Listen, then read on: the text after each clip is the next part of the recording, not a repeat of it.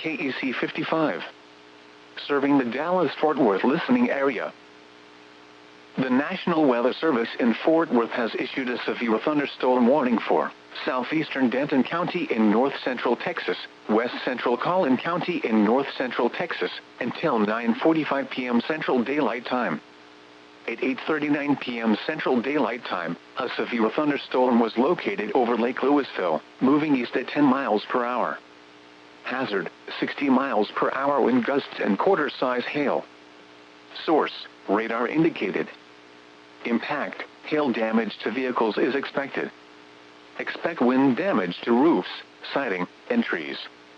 Locations impacted include Plano, Frisco, Denton, Lewisville, Allen, the Colony, Corinth, Lake Dallas, Lake Lewisville, Little Elm, Prosper, Salina, Hickory Creek, Shady Shores, Crossroads, Hackberry, Hebron, Oak Point, Lakewood Village and Lincoln Park.